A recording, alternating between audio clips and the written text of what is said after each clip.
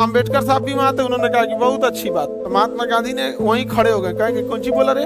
महात्मा गांधी भाग गए, सब बुलाए गए, गांधी जी का भागे यहाँ से। इरविन को फोन किया, ये इरविन कैसे झेलता है रे तू। कहा कि क्या हो गया मालिक, का सोचिए हम लोग को कौन सी नाच नचाता है भारत में। उसने कम्युनल अवार्ड की घोषणा की। महात्मा गांधी जेल में थे, महात्मा गांधी जेल में भूख हड़ताल पे बैठे। अम्बेडकर साहब ने भी कहा कि बात तो दम वाली है। अम्बेडकर साहब ने बोल दिया कि जो मैकडोनल्ड ने घोषणा किया अलग क्षेत्र, वो हमको नहीं चाहिए। इंग्लैंड का प्रधानमंत्री रेमजे मैकडोनल्ड माथा पीट रहा है, यार ये आदमी है कि कौन सी है रे। और लोग अम्बेडकर को उंगलियां उठाते हैं। अगर केवल अम्बेडकर साहब कुछ भी नहीं करते तो एक अलग देश तोड़ के जाते सब।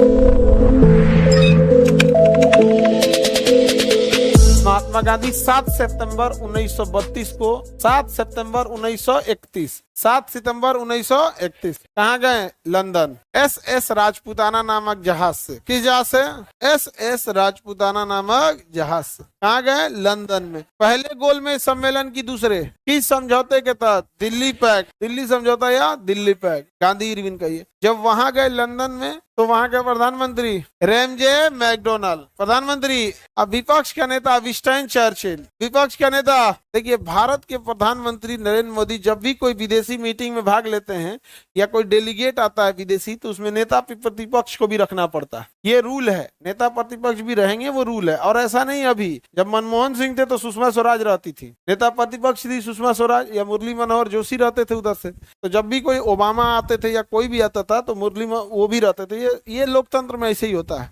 तो रेमजे मैकडोनल्ड जो थे वो महात्मा गांधी को रिसीव करने वहां पहुंचे। गोलमेज सम्मेलन गेट पे खड़े थे लोग, ये आएंगे यहाँ पे। अब विपक्ष के नेता विंस्टन चर्चिल भी था। विंस्टन चर्चिल गांधी जी को तो कहा कि ये गांधी है, ये गांधी है जो इसे गमछा लपाट के घूम रहा है ये। हाँ महाराज यही है। इतना बवाल मचा दिया है।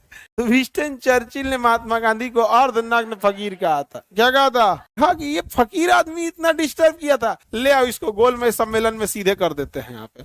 तब मैकडोनल्ड प्रधानमंत्री थे, विंस्टन चर्चिल सबसे निर्दयी प्रधानमंत्री था, सबसे निर्दयी था। उस समय नेता विपक्ष था। दोनों बैठे सब गोलमेज सम्मेलन में। गोलमेज सम्मेलन में इन्होंने डिसाइड कर लिया था कि मुसलमानों को तो अलग क्षेत्र दे ही दिए, मुसलमानों को अलग क्षेत्र दे ही दिए हैं, क्यों ना हम दलितों को भी अलग क्षेत्र दे दे। और जब भी देश के विभाजन की बात होगा तो एक शर्त रख देंगे कि मुसलमान चाहे तो अपना देश बना सकते हैं, दलित चाहे तो अपना देश बना सकते हैं, जो भी देशी रियासत मिलना चाहे बना सकते हैं।